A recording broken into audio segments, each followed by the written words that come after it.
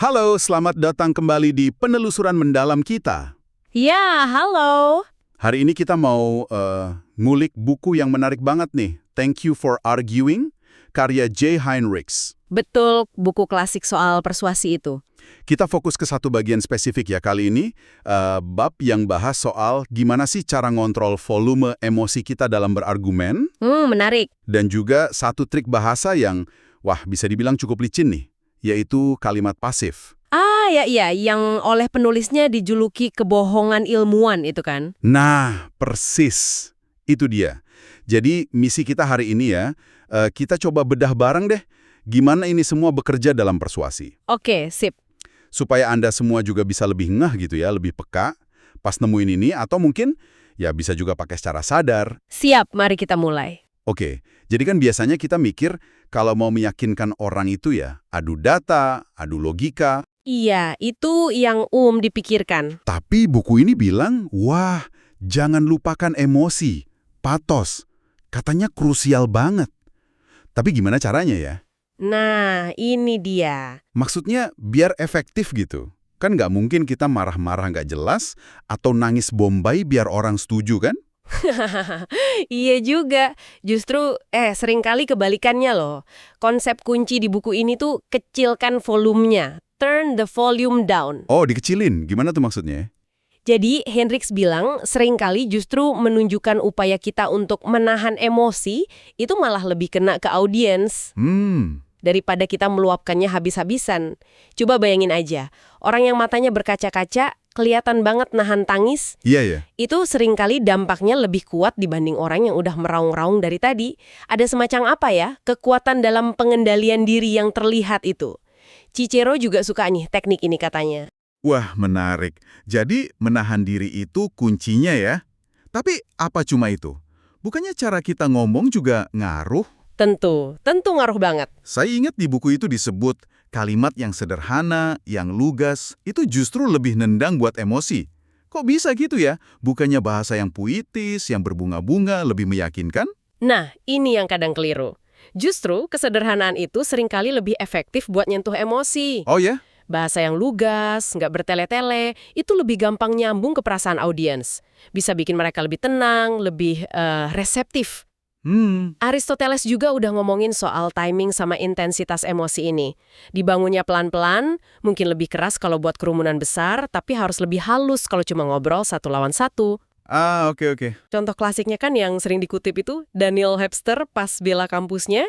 Dia cuma bilang, ini memang kampus kecil, tapi ada yang mencintainya.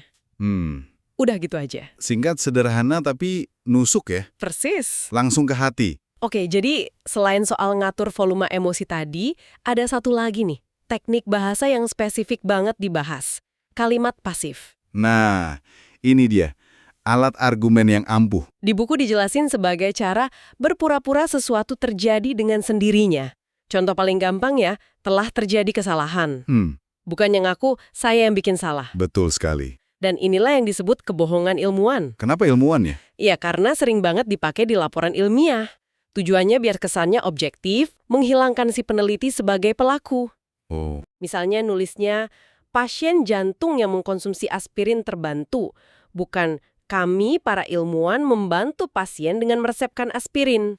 Oke, paham. Jadi aktornya dihilangkan ya? Iya, tapi trik ini nggak cuma dipakai ilmuwan loh, politisi juga jago banget pakai ini. Wah, kebayang sih. Mekanisme psikologisnya tuh menarik. Dengan ngilangin pelaku, kesannya hasil atau kejadian itu ya fakta alamiah aja gitu. Bukan hasil tindakan spesifik seseorang. Jadi fokusnya bisa bergeser dari siapa yang tanggung jawab. Wah, ini nih.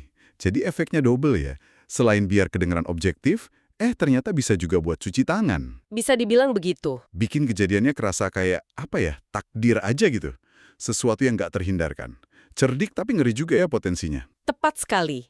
Disitulah kekuatan persuasifnya, tapi sekaligus sisi gelapnya kalau dipakai buat menghindar dari akuntabilitas.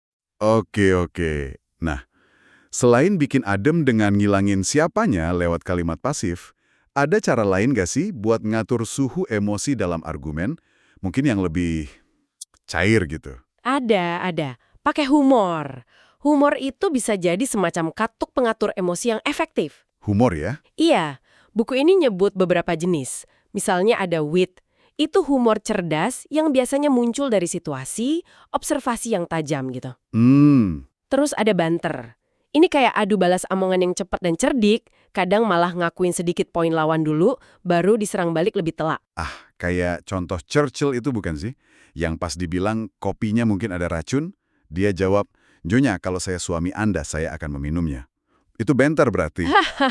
Nah, itu contoh klasik banter tuh. Tapi ya itu, hati-hati juga pakai humor. Kenapa tuh? Salah-salah malah jadi garing, atau malah nyinggung perasaan orang. Terus, kata Aristoteles, humor itu bisa mengubah emosi dan pikiran, tapi kadang malah bisa bikin orang jadi nggak bertindak. Oh ya? Beda sama emosi kayak sedih atau marah, yang kadang malah memicu aksi. Tapi kalau tujuannya cuma buat meredakan ketegangan, nah humor seringkali efektif banget. Sip. Ada satu lagi nih. Teknik yang kedengerannya agak unik, namanya backfire. Ya, backfire. Ini kayaknya sengaja melebih-lebihkan reaksi kita buat meredam reaksi orang lain ya. Saya ingat ada contohnya di buku soal karakter arti Fufkin atau pengalaman si penulisnya sendiri. Betul, backfire itu strategi di mana Anda sengaja nunjukin emosi yang kelihatannya lebih kuat daripada orang yang mungkin bakal marah ke Anda. Contohnya gimana? Misalnya Anda bikin kesalahan kecil di kantor, terus sebelum atasan marah, Anda langsung nunjukin penyesalan yang luar biasa dalamnya. Seolah-olah Anda tuh jauh lebih terpukul sama kesalahan itu daripada si atasan. Oh, jadi kayak mendahului gitu ya? Iya, tujuannya buat preemptif, meredakan amarah dia duluan. Tapi ini biasanya lebih manjur kalau interaksinya 1 lawan 1. Wah, menarik banget ya semua teknik ini. Kalau kita coba tarik ke pengalaman Anda sehari-hari nih, seberapa sering sih Anda ngelihat permainan volume emosi ini? Atau kalimat pasif yang nyembunyiin pelaku tadi, humor yang defensif, atau bahkan backfire? Wah, sering banget. Di mana aja biasanya?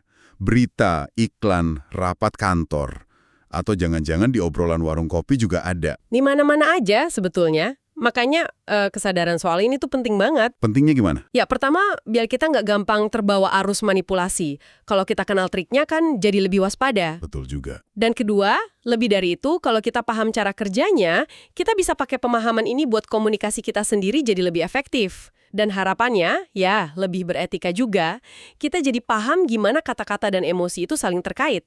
Oke, jadi kalau dirangkum nih ya, mengatur volume emosi, kadang dikecilin, kadang ditahan, terus pakai kalimat pasif secara strategis ala kebohongan ilmuwan, memanfaatkan humor dengan cerdik, sampai pakai teknik backfire buat meredam marah.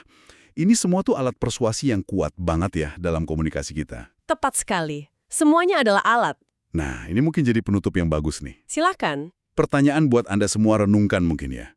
Di mana sih batasnya? Batas apanya nih? Batas antara persuasi yang etis dengan manipulasi yang, ya, menipu gitu.